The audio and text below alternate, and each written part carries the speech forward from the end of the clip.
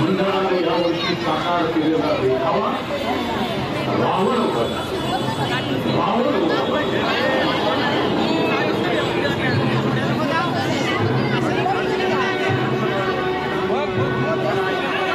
सीतामाता जानकीला दुष्ट रावणानं लंकेला पळवून दिलं.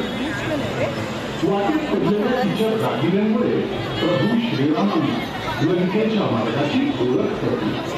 पुढे जखमी जटायू रावणाबरोबर केलेल्या युद्धाची कथा सांगितली आणि त्याबरोबर प्रभू श्रीराम लंकेच्या दिशेने निघाले. वाटेत हनुमान आणि त्यांची वानर सेना यांची भेट झाल्यावर समुद्रावर प्रभू रामचंद्रांच्या कृपेनं सेतू बांधण्यात आला आणि नल, नील, सुग्रीव, जांबुवंत, हनुमान यांच्या सहित संपूर्ण वानर सेनेसह प्रभू श्री रामचंद्र आणि लक्ष्मण लंकेत दाखल झाले. आपल्या बलाढ्य शक्तीचा अभिमान असलेल्या रावणानं प्रभू रामचंद्रांची वानर सेना पाहून श्रीरामाची आणि संपूर्ण वानर सेनेची थट्टा केली.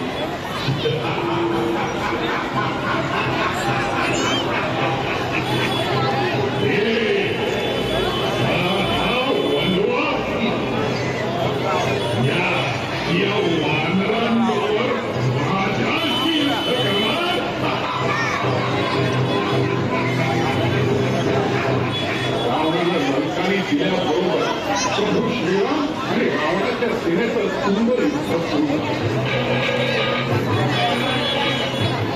रामचंद्र आणि लक्ष्मण यांच्या पराक्रमाने रावणाच्या सेनेचा धुव्वा उडाला. रावणाचा मुलगा मेघनाद याचा या युद्धात मृत्यू झाला. रावणाचा भाऊ कुंभकर्ण याचा देखील वध लक्ष्मणाने केला. आपले एक एक अतिरथी, महारथी, धारातीर्थी पडलेले पाहून रावण स्वतः चौताळून प्रभू श्रीरामांबरोबर युद्ध करण्यासाठी युद्धभूमीवर आला. श्रीराम आणि लक्ष्मण युद्धासाठी सज्ज होते. प्रभू श्रीरामांनी पराक्रमाची शर्थ केली. रावणाच्या 10 तोंडांपैकी एक करून 9 तोंड रामानं आपल्या बाणांनी उडवली. परंतु भगवान शंकरांकडून प्राप्त झालेल्या वरामुळे रावणाचं 10वं तोंड कायम राहते. असंख्य वेळा रावण धारातीर्थी पडून देखील मायावी उठून पुन्हा जिवंत होत होता.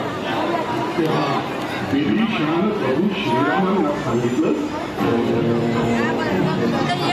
प्रभू रावणाच्या बेंबी अमृताची कुठली आहे.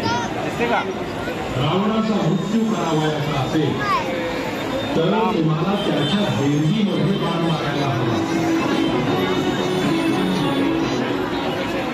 बाका प्रसंग पाहून हनुमान श्रीरामांना म्हणाला,